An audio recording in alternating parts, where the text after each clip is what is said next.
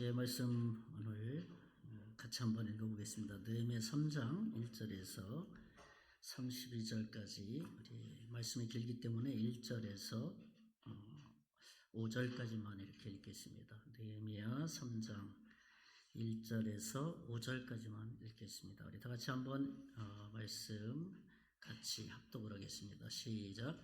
그때의 대제사장 엘리야십이 그의 형제 제사장들과 함께 일어나 양문을 건축하여 성별하고 문짝을 달고 또 성벽을 건축하여 한메알 망대에서부터 하나엘 망대까지 성별하였고 그 다음은 여리고 사람들이 건축하였고 또 그 다음은 이브리 아들 삭굴이 건축하였으며 어머는 하스나의 아이야 자손이 건축하여 그 들보를 넘고 문짝을 달고 자물쇠와 빗장을 갖추었고 그 다음은 학구스의 손자 우리아의 아들 모레못이 중수하였고 그 다음은 무세사벨의 자손 베레가의 아들 스불란이 중수하였고 그 다음은 바나의 아들 사둑이 중수하였고 그 다음은 드고아 사람들이 중수하였으나 그 귀족들은 그들의 주인들의 공사를 분담하지 아니하였으며. 아멘. 루디아 우리 여전대가 나이가 많으신 여전대인가요? 루디아가? 70부터예요? 그래요? 예. 그러면은 안나해가 있나요? 여전대? 안나해? 예. 또 70? 50? 그러시군요. 오늘 그 여전대가 이제 스타트를 했으니까 다음 주 남전도회죠? 맞죠? 네, 남전도회가 준비할 줄 믿습니다. 그 다음은 이제 그 여전대회, 남은 여전대회 이렇게 아무튼 뭐 금년 갈 때까지 그냥 찬양으로 내년까지 순서 다 돌아갈 때까지 한번 준비해 보세요. 오후는 특성 시간 이렇게 해서 준비를 한두 명이라도 좋으니까 은혜가 많이 됐습니다. 예, 목소리가 아름답고 거기 영성이 받쳐주니까 굉장히 은혜로운 찬양이었던 것 같습니다. 예, 오늘은 우리 지난 시간에 이어서 말씀을 이렇게 이어갑니다. 인사 나눠야 되겠죠? 예, 우리 서로 인사 나눕시다. 잘 오셨습니다. 서로 다시 한번 잘 오셨어요. 또 한번 인사 나누시다 감기 조심하세요. 감기 조심하세요. 겨울 됐으니까 감기 조심하시기 바라겠습니다. 아침 저녁으로. 우리 지난 시간에 느헤미야 우리 3장 2장을 이제 마지막으로 확신 있는 기도에 대해서 말씀을 나눴고 오늘은 이제 3장 초반부 3장 전체죠. 3장을 좀 나누려고 합니다.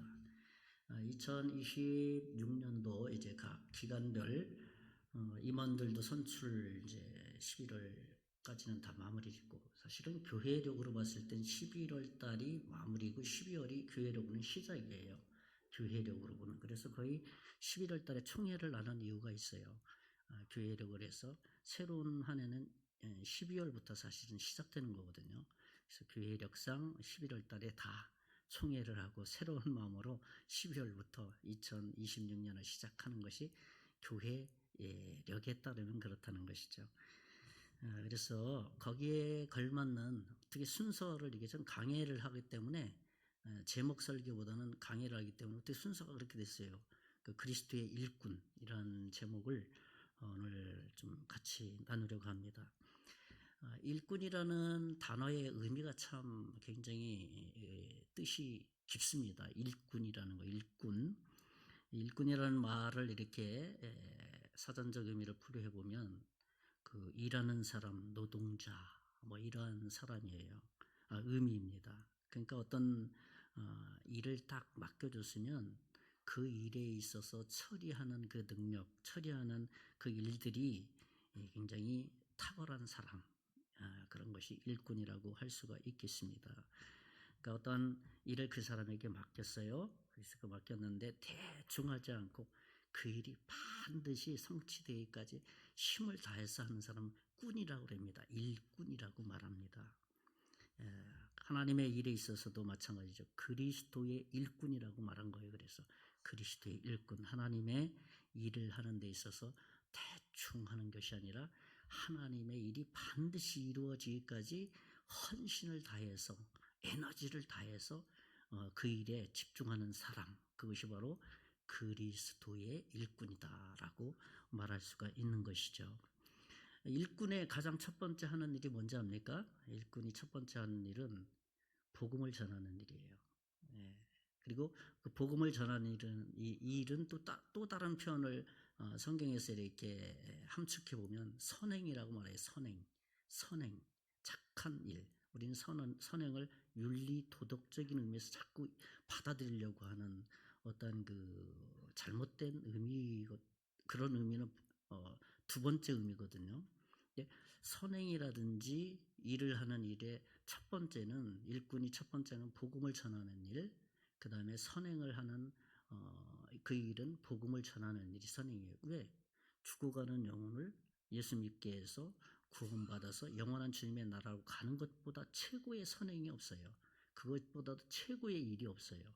이런 개념들을 가지고 우리가 성경을 이렇게 읽거나 말씀을 듣게 될 때 윤리 도덕적인 측면의 말씀을 그러니까 이해하지 않아요. 성경적인 측면에서 성경을 받아들이고 이해하게 된다는 것이죠.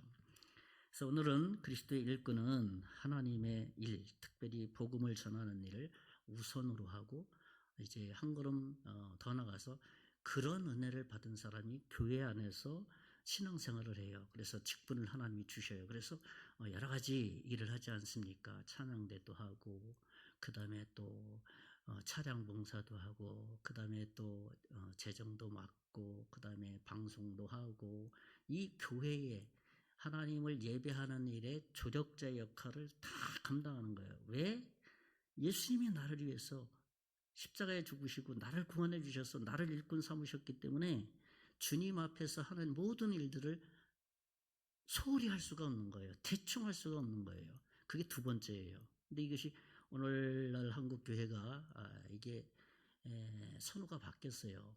그러니까 교회 하는 일이 일꾼이라는 것에 너무 많은 키포인트, 강조점이 들어가 있다 보니까 복음을 전하는 일이 첫 번째인데 교회 일을 잘하느냐 못하느냐에 대해서 신앙도 평가하고 믿음도 평가를 하는 거예요.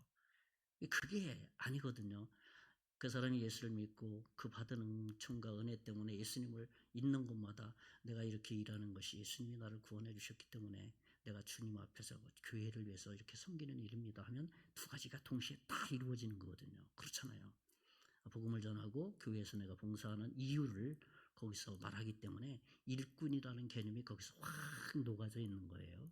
우리가 그것을 이해하지 못하면 교회에서 어떤 일을 한다, 봉사를 한다, 헌신을 한다, 거기에 포커스를 받으면 순간적으로 윤리 도덕적인 수준으로 딱 떨어져 버려요. 그 수준이 낮아진다는 것이죠. 그러니까 세상적으로 세상 사람들이 바라보는 그 개념으로 낮아질 수밖에 없는 거예요. 그러니까 사람을 거기에다 평가하게 되는 거예요. 일 잘하느냐 못하느냐 거기에다 평가를 하는 거예요. 그러니까 일을 잘하느냐 못하느냐도 굉장히 중요한데 원인이 어디서부터 왔느냐, 그 열심히 하고 잘하는 것이 과연 그 동기가 뭐냐, 거기를 들여다볼 수 있어야 되는데 그 부분을 들여다보지 못하니까 그냥 보이는 것에 잘하느냐 못하느냐 그것만 보니까 자기 기준에서 자꾸 사람을 평가하게 되는 오류를 범하게 된다는 것이죠. 오늘 말씀을 통해서 우리가 이러한 세상적인 개념에서 성경적인 바른 개념으로 우리가 이렇게 내년도에 일꾼이다 하면은 이런 개념으로 먼저 바라볼 수 있는 그러한 기초, 그러한 토대가 됐으면 좋겠다 하는 마음이 있습니다. 그래서 내년에는 우리 모두가 주님 앞에 저도 여러분도 충성된 일꾼이 되기를 먼저 주의 이름으로 축원의 말씀을 드립니다. 아멘 소리 크게 해야 됩니다. 이럴 때는 그러한 저와 여러분 되시기를 주의 이름으로 축원의 말씀드립니다. 다다음 주부터 목사님 이제 제가 지난 주엔 잘못 이해해가지고 오늘부터 오시는 줄 알았는데 제가 이야기를 잘못 알아들어가지고 다음 주까지는 제가 하고요. 주일날 그 다음 주부터 오니까 이거보다 더 크게 목사님들이 오셔서 이렇게 오시면 아멘 소리를 무조건 크게 해주세요. 그러니까 제가 설교자로서 아멘 소리가 크면은 괜히 마음이 편안해져. 아멘 소리가 없고 정적이 들면 설교 이게 원고가 안 보여. 갑자기 컴컴해져. 근데 아멘 소리를 무조건 잘하는 거예요. 그러니까 설교가 그냥 빛이 팍팍 나요. 이게 원고가 막 보여요. 다음에 이 말을 해야 되겠구나. 이게 막 보인단 말이에요. 그러니까 여러분 아멘 소리 크게 하세요. 제가 있을 때는 크게 안 해도 되는데 오셔서 세 분 정말 굉장히 많이 준비했거든요. 와서 여기 설교하려면은 대충 올 수 없어. 이 자리는 그렇잖아요. 저희가 와서 복음을 전하는 일이기 때문에 대충 와서 설교문 딱 준비해가지고 그대로 제대로 전하자. 그 마음도 첫 번째이지만 기도하고 원고 몇 번 보고 와서 설교를 하는 거기 때문에 틀려도 아멘. 저 말이 이상한데 그래도 아멘. 그러면 괜히 용기가 생겨요. 그러면 목사님 중에서 야 정말 이 교회 내가 좀 꼭 돼야 되는데 말이야. 이 교회 꼭 와야 되는데 말이야. 그런 마음이 생기는 거예요. 그렇게 하시기를 부탁의 말씀을 드립니다. 첫째로 우리가 생각해야 될 것은 그리스도의 일꾼으로서 생각해야 될 게 뭐냐 하면 하나님의 일에 동참한 사람이라는 거예요. 하나님의 일에. 이 말은 무슨 말이냐 하면 하나님의 일을 자기 일처럼 생각하고 내 일이 하나님의 일이라고 여기는 사람이에요.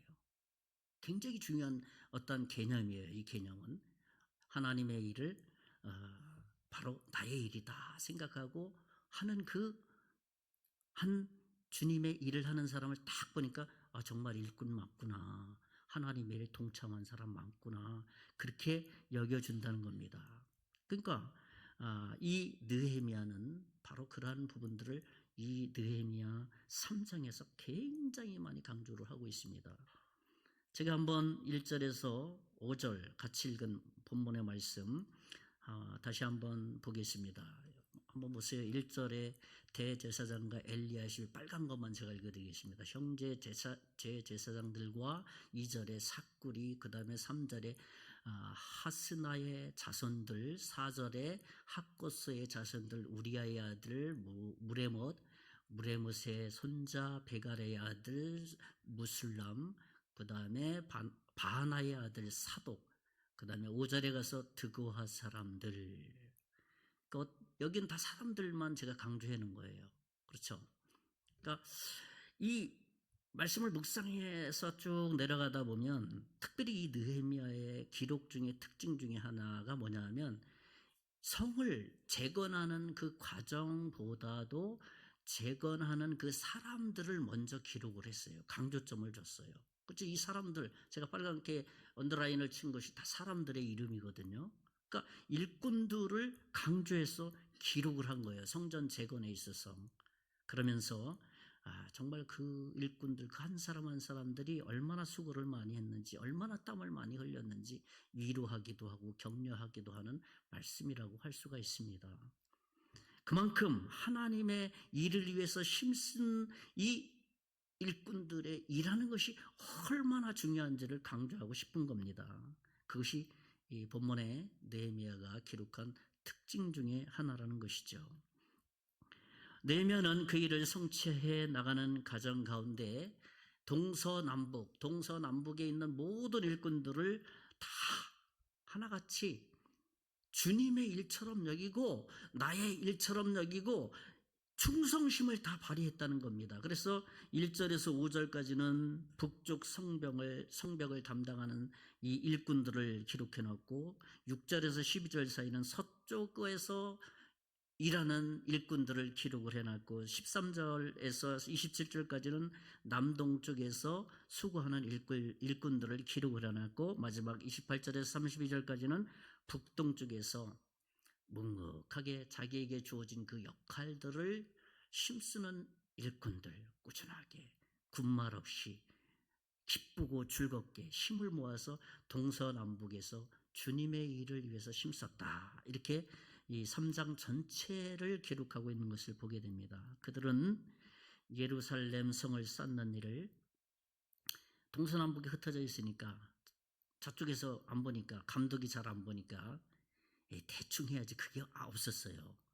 내가 이 일을 나에게 맡겨진 일을 누가 보든 안 보든 이것을 제대로 해야지만 우리의 성벽이 든든하게 세워져서 외적으로부터 침입을 받는 것을 방해를 받는 그 일들에 있어서 든든한 성이 된다. 그래서 성 안에 있는 우리가 편안한 마음으로 하나님께 예배할 수 있다. 그래서 성벽을 세우고 성전을 세우는 일은 바로 거기에 있는 겁니다. 그래서 동서남북에 있는 모든 일꾼들이 저것은 주님께서 나에게 맡겨준 특권이야. 내가 최선을 다해서 해야 돼. 이거 대충 해서는 안 돼. 라고 생각하면서 그 일에 전심전력을 다해서 정말 내가 돈 받는 것보다 일꾼처럼 돈 받는 것보다 더 열심히 한 거예요. 그러니 그 사람의 모습을 보면 얼마나 행복하겠어요. 그렇죠? 우리가 일꾼 주님의 일을 하는 데 있어서 저 사람 딱 보면 저 사람 청소하는데 굉장히 괜히 시켰네. 저 사람 뭐 성가대하고 저 사람 뭐 이렇게 시키는데 마음이 편해. 서로가 좀 행복해야 되잖아요. 그렇죠? 미안할 정도로 그러면은 일하는 게 재밌고 하나님의 일하는 게 이 시너지가 있어서 더 가열차게 그 일이 진행될 수 있다는 것이죠. 사도 바울은 바로 그런 의미의 말씀을 해 주셨습니다. 우리 한번 같이 읽어볼까요? 골로새 성도들에게 한 말씀입니다. 골로새서 3장 17절과 23절 다 같이 시작. 또 무엇을 하든지 말에나 일에나 다 주 예수의 이름으로 하고 그를 힘입어 하나님 아버지께 감사하라. 무슨 일을 하든지 마음을 다하여 주께 하듯 하고 사람에게 하듯 하지 말라. 누구의 이름으로요? 예수님의 이름으로. 누구께 하는 것처럼 하라고요? 주님께 하듯 하라. 그러면 해결돼. 괜히 힘들어도 해결되고 내가 열심히 일을 해놨는데 나중에 뒷이야기를 보니까 그 사람 말이야 자기를 위해서 했대. 뭐 그 일을 이 뒷북치는 소리가 많이 들리잖아요. 우리 인간이기 때문에 그 소리 안 들리면 더 이상한 거야. 교회에서는 사실은 교회는 죄인들이 모였기 때문에 더 많은 뒷소리가 많은 곳이 교회예요. 사실은. 그렇죠. 그래서 고린도 교회는 문제가 가장 많았던 교회가 고린도 교회거든요. 근데 고린도 교회가 고린도전서 첫 번째 편지와 두 번째 후서 편지를 이렇게 쭉 읽어가다 보면 뭐 문제가 굉장히 많았는데 당도 있고 말이야 뭐 싸우고 그랬는데 후서로 가서 얘기해 보면 오히려 그런 과정을 통해서 하나님의 교회로 더 융합되는 은혜도 많은 문제도 많은 교회가 됐다는 겁니다. 근데 어떻게 처리하느냐 이게요. 뒷말을 듣고 나서 또 그 말을 가지고 또 다른 사람한테 옮길 때 1에서 3으로 플러스 돼요. 두 번째, 세 번째는. 세 번째에서 네 번째 갈 때는 3에서 한 9 이상 10까지 더 덧붙여져요.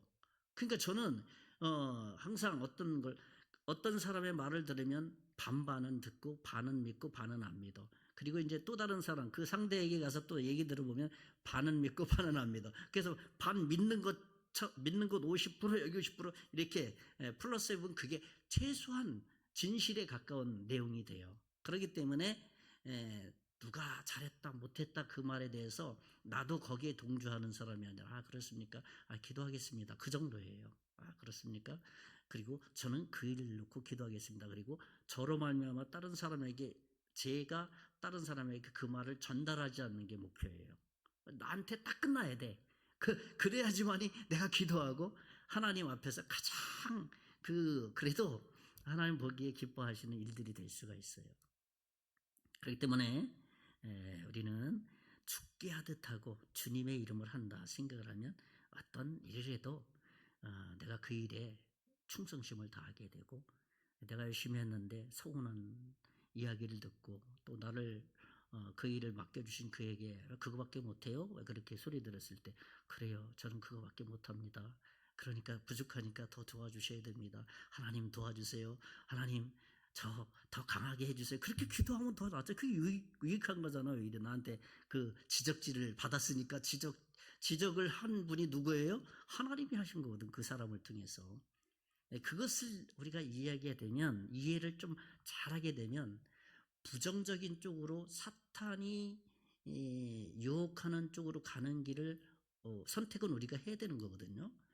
우리 지정이 하나님의 인격이기 때문에 이쪽으로 가지 않고 하나님의 선한 방법으로 내가 그 길을 계속해서 선택하는 길로 가요. 부정적인 일이라 할지라도 그러면 그 한 사람은 견고한 일꾼, 견고한 그리스도인이 되고 그런 사람이 한 사람 두 사람 늘어갈 때 교회가 견고한 교회가 되는 겁니다. 그것을 우리가 잘 이해하게 되면 우리의 신앙생활이 정말 행복한, 즐거운, 기쁜 신앙생활을 할 수 있게 되는 것이죠. 두 번째로 우리가 생각해야 될 게 뭐냐 하면 사명감에 사로잡혀 일하는 사람이 그리스도의 일꾼이에요. 사명감에 사로잡혀서 일하는 사람이에요. 무슨 말이냐 하면 자기 자신에게 맡겨진 일에 헌신적이고 끝까지 그 일에 자신을 온전히 드리는 사람을 의미해요. 중간에 틀어짐이 없이 그것을 사명감에 사로잡혔다라고 말합니다.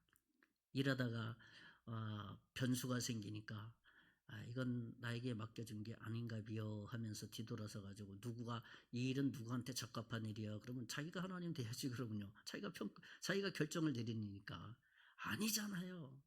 그것이 좋은 일이든 나쁜 일이든 힘든 일이든 어려운 일이든 소리 듣는 일이든 말을 듣는 일이든 하나님이 나한테 이거 맡겨주셨다. 나에게 최고의 최적화된 사람으로 나를 하나님이 세워주셨다라는 믿음과 확신으로 그 일을 그냥 흔들림 없이 그 일을 감당해내는 사람을 그리스도의 일꾼이다. 이렇게 말하는 것입니다. 7절부터 말씀을 제가 또 언더라인 친 말씀을 읽어드립니다. 7절부터 12절까지입니다.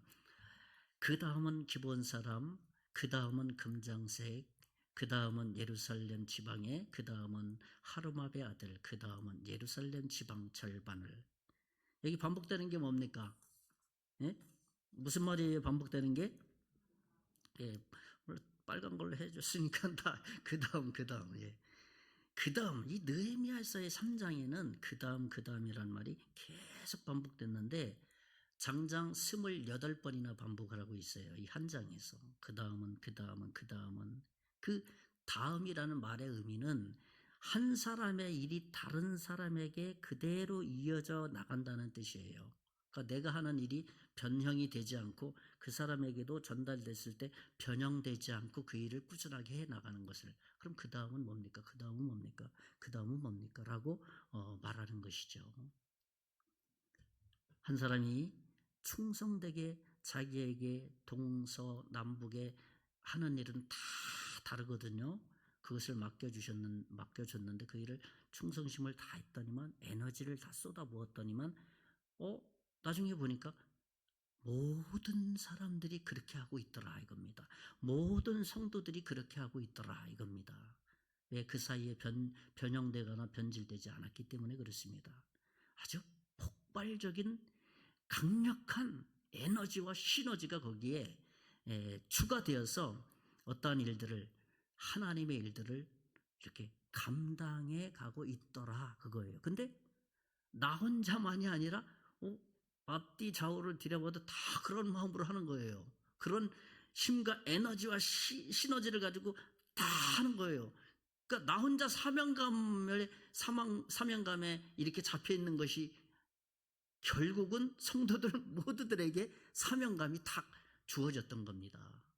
야, 이거 얼마나 대단한 일입니까? 느헤미야 성벽 재건을 명령하고 시작했을 때 그 포로를 430년 동안에 포로 생활했던 그들이 다시 자기 고향 예루살렘에 올라와서 성벽이 잡초들만 있고 돌이 여기저기 뒹굴어 달리고 외적이 쳐들어오면 그냥 두 손 들고 항복할 정도의 이 성벽, 이 성이 무너져 있으니 그들이 지도자 느헤미야가 한번 하자고 했을 때에 정말 사명감, 이것은 내가 없으면 안 된다. 내가 반드시 이 일을 내가 해놔야 된다라는 어떤 강한 책임감과 강한 마음에 분명한 목표를 정하고 그 일에 충성심을 발휘하는 거예요. 그런 사람을 사명감에 잡혀있는 사람이다 라고 말해요. 그런 사람을 그리스도의 일꾼이다 라고 말합니다. 그래서 오늘 본문에 제가 7절에서 12절 사이에 자기에게 동쪽에서 어떤 성문을 맡겨져서 서쪽에서 어떤 문 재건하는 걸 맡겨줘서 야 이제 문짝만 다르면 끝이다. 모든 과정이. 그리고 자기 거 다 끝나고 야 이제 우리 거 다 끝났으니까 저기 그늘 밑에 가서 쉬자 그런 게 아니라 느헤미야에게 와서 그 다음은 뭡니까? 그 다음은 뭐 해야 됩니까? 그 다음은 뭐 해야 됩니까? 이 모든 사람들이 자기 일을 다 맞춰놓고 나서도 그 다음은 뭘 해야 됩니까? 또 맡겨주세요. 아 그래 저기 좀 서쪽에서 좀 성문을 짓고 있는데 아직 조금 이제 좀 미비해서 좀 반밖에 안 돼서 그냥 막 달려들어 가지고 그 일을 함께 하겠다는 마음이에요. 우리 정선중앙교회가 저는 기도하는 게 새로운 담임 목사님이 이렇게 오셨을 때 자연스럽게 여러분이 준비된 분위기 속에서 목사님이 오셔서 자연스럽게 목회를 마음껏 펼칠 수 있도록 그래서 무엇을 던져주더라도 그 말씀에 호응하게 될 때 하나님께서는 일하십니다. 기름 부어 세웠다는 것은 하나님께서 하나님의 주권에서 나온 거거든요. 그래서 기름 부으는 대상자는 항상 어떤 누굽니까? 주님의 일을 하는 제사장들, 오늘날의 목사님들, 장로님들, 안수집사님들 이렇게 안수를 하는 거예요. 하나님께서 나의 일을 너에게 특별히 맡긴다. 그러니 그것은 계급이 아니다. 섬기는 특권이다. 그것을 이해해야 된다라는 것을 안수받는 거예요. 우리 목회자들도 저도 처음에는 목사 안수 받고 딱 나서 야 이제 내가 높은 자리에 왔네라고 하는 그 초년생의 아주 그 풋사과처럼 풋익은 그 목사 안수를 받았을 때 그 거만한 모습이 저한테 있었거든요. 근데 신앙생활하고 예수님을 다시 진심으로 나를 위해서 죽으신 예수님을 구세주와 주님으로 내가 영접하고 받아들이고 내가 그분의 종 맞구나 하고 생각하니까 하나님이 나에게 특별히 기름 부어서 목사로 세운 것이 얼마나 감사한지 몰라요. 하나님의 특별한 일을 부여해서 그 특권을 행할 수 있는 특권을 주셨으니까 항상 성경대로 높은 곳 바라보지 말고 낮은 자리를 항상 바라봐라 하는 그 성경적인 기준이 있잖아요. 우리가 그 기준을 우리가 바라보게 되면 사실은 큰 문제가 일어나지 않습니다. 실수할 때 많습니다. 실수 딱 했을 때 왜 그렇게 합니까? 그랬을 때 나한테 왜 그래 그렇게 해서 막 이렇게 덤비고 그러면 거기서 싸움이 일어나잖아요. 그렇군요. 내가 좀 잘못된 부분이 한번 찾아보겠습니다 하고 낮은 곳으로 자기가 가서 보면 문제를 해결해 갈 수 있거든요.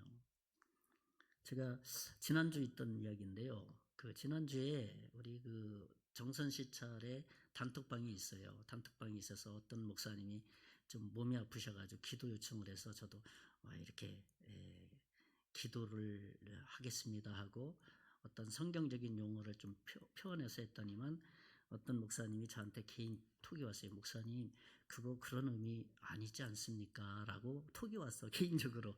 그랬더니 내가 기분이 확 상해야 되잖아.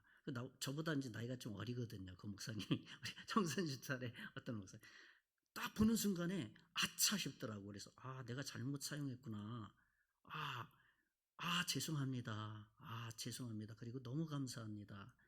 아주 편안하게 이러한 조언을 해주셔서 너무 감사하다고는 개인적인 톡을 주고 받으니까 그 목사님도 목사님 저에게 이렇게 편안하게 대해주시니 감사합니다. 오히려 제가 감사하죠. 그런 거예요. 저는 예수님을 구세주와 주로 알지 못했을 때 종교적인 신앙생활을 했을 때 신대원 1학년 전까지는 아주 거만하기가 짝이 없었어요. 네? 그러니까 예수님을 만나고 나서 보니까 항상 낮은 곳을 바라보면 되더라고요. 그렇잖아요. 그러니까 그런 말도 내가 수용할 수 있게 되더라고요. 그건 예수님의 마음이잖아요. 그러니까 이런 어떤 단순한 하나님이 주시는 말씀을 마음에 가지고 있을 때 나에게 그 일을 딱 맡겼을 때는 가열차게 반드시 내가 이 일을 나에게 맡겨진 일을 내가 반드시 할 것이다 라는 그 마음을 가지고 주님의 일에 임하게 될 때 우리는 그리스도의 일꾼 거기다 플러스해서 충성된 그리스도의 일꾼이 될 수 있다는 겁니다. 마지막 세 번째로 우리가 생각해야 될 것입니다. 세 번째로 뭐냐 하면 주님의 일을 성취하는 자들이 그리스도의 일이에요. 끝을 보라는 얘기예요. 마지막까지 하나님의 일이 이루어지도록 그 주님의 일이 성취되도록, 내 일이 성취되는 게 아니라 주님의 일이 성취되도록 하는 것을 의미합니다. 그러니까 하나님이 원하시는 그 일, 하나님이 기뻐하시는 일의 결과가 나오기까지 그 일에 헌신되어 있는 사람이에요. 여러분, 아마 종이 한 장 차이기도 하는데 어떠한 일들을 막 했어. 이건 주님의 일이라고 막 했어요. 끝까지 다 갔어. 근데 결과가 나왔어. 근데 결과가 나왔는데 그 결과가 딱 보니까 내가 기분이 좋네. 내 중심이 한 70% 이상이 넘어가면 내가 기쁘다는 게 내가 기쁜 거야. 그냥 내가 원했던 것이 이루어졌으니까. 그것이 70%가 넘어가면 하나님이 기뻐하시는 것은 30%란 말이에요. 그 지점들을 우리가 잘 이렇게 분별할 수 있어야 되거든요. 근데 어떤 결과가 나왔을 때 내가 기뻐하는 일을 내가 알아. 야, 이거 하나님 기뻐하시겠구나. 맞아, 하나님이 즐거워하시겠구나. 그것 때문에 내가 즐거워하는 일이라면 그 결과는 하나님이 원하시는 일이 성취된 거예요. 근데 나 혼자만 기분이 좋아서 막 이렇게 신나해서 하나님이 기뻐하실지 안 하실지는 생각지도 않고 그 결과를 자기 혼자 그냥 깽가리 북치고 다 자기 혼자 축제를 다 벌이면은 좀 기도를 많이 해봐야 돼요. 그 일에 있어서. 바로 그런 거예요. 주님의 일이 성취되는 그 결과가 이거는 하나님이 기뻐하시는 것이구나 하는 것이 될 때 하나님도 즐거워하고 하나님도 기뻐하시고 나도 정말 그 기쁨을 표현할 수 없을 정도로 즐거운 마음이 나를 사로잡아요. 28절에서 31절 말씀입니다. 한번 말씀을 보겠습니다. 이것도 빨간 언더라인 친 것만 제가 읽어드리겠습니다. 마몬 위로로부터는 제사장들이 29절에 그 다음은 임멜의 아들 사독이 그 다음 30절 넘겨주세요. 그 다음은 셀레마의 아들 31절에는 그 다음은 금장색 말기야가 31절까지입니다. 자, 여기에 언더라인 친 거는 뭐가 강조되는 것 같습니까? 일하는 사람들이 나오죠. 그 다음은 한 다음에 누구 사람들 나오잖아요. 그렇죠? 그러니까 이 내용을 가만히 묵상해 보면 여기에 나오는 사람들의 이름은 제사장부터 시작하여서 저 밑에 평민회까지 동서남북으로 다 배치가 돼 있어요. 제사장으로부터 시작해서 평민에 이르기까지 다 그 일을 성도들에게 다 맡겨준 거예요. 그러니까 각자가 맡겨준 일도 다르지만은 각자 맡겨준 그 일의 신분을 보면은 신분이 다 다른 거예요. 그런데 놀랍게도 제사장에서부터 그 평민회까지 모든 사람들의 마음이 같다는 거예요.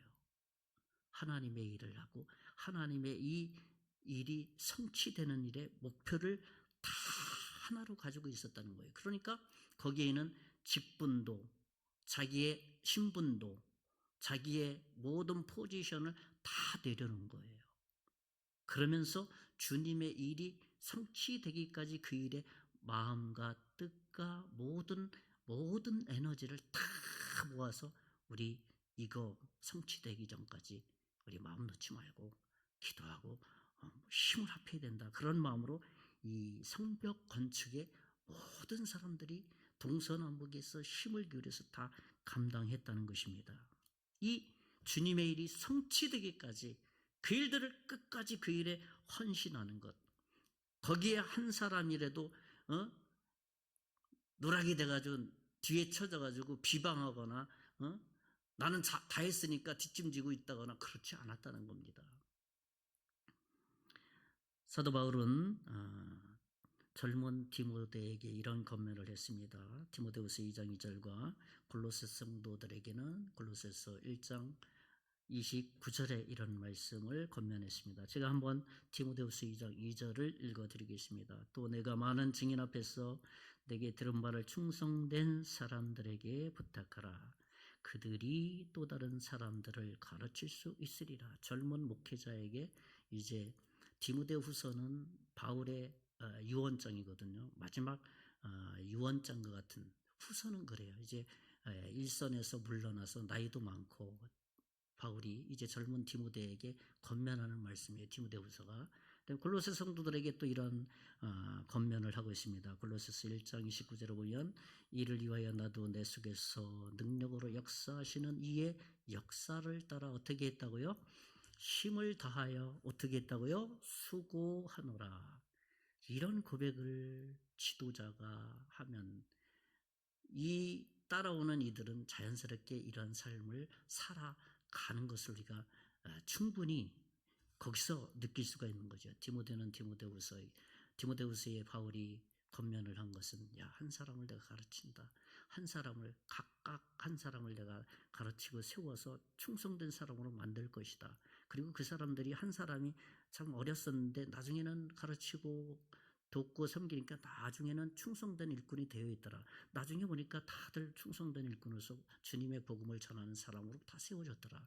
그래서 골로새 성도들에게 나도 이것을 뒷짐지고 있지 않고 나는 이것을 위해서 힘을 다하여 내가 헌신했어. 내가 수고를 한다. 라고 골로새 성도들에게 권면을 한 겁니다. 그렇습니다. 새로 오시는 담임 목사님과 여러분이 정말 마음을 같이 하시고 목회자는 그런 거예요. 교회 와서 분위기가 딱 따뜻하면 하나님께서 목회 계획이 세워져 있는 그 어떤 전체적인 패러다임이 있는데 그 계획을 더 정말 자신 있게 추진할 수 있어요. 해 나가다 보면 실수도 많이 하는데 목사님 괜찮아요. 좀 이런 방향으로 해보면 어떻습니까? 라고 오히려 더 이렇게 막 나는 실수해서 좀 미안한 감도 있는데 괜찮아요 목사님. 우리 교회는 이런 방향을 더 좋아합니다. 사실은 그렇지는 않거든. 근데 그렇게 용기를 북돋워 주는 거예요. 그러면 목사님이 역시 내가 여길 잘했네. 뭐 이런 마음을 갖는다는 것이죠.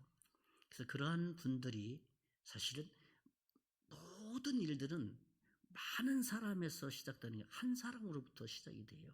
그러니까 그런 한 사람이 많아서 또 한 사람이 되고 또 한 사람이 되어서 시너지가 되어서 그 교회 분위기를 만들어가는 겁니다. 그래서 새로운 성도들, 어린 신자들이 그 분위기 속에서 자연스럽게 묻어갈 수 있도록 만드는 게 교회의 정말 하나님 기뻐하시는 놀라운 일하심의 역사가 있게 되는 것이죠.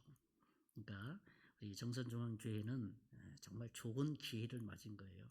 기도를 많이 해야 될 그 사이에 있는 겁니다. 근데 감사하게 우리 기도 많이 하고 있잖아요. 그죠? 새벽에도 기도하고 또 틈만 나면 기도하고 저는 잘 모르겠지만 하는 것 같아요.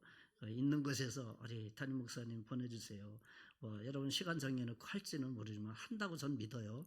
하고 또 하나님 좋은 목사님 보내주셔서 우리가 좀 신나게 신앙생활 할 수 있도록 도와달라고. 또 목표는 우리 교회가 부흥되는 가장 중요한 건 뭐냐? 교회 사람이 느는 숫자가 중요한 것이 아니라 왜 숫자가 느느냐?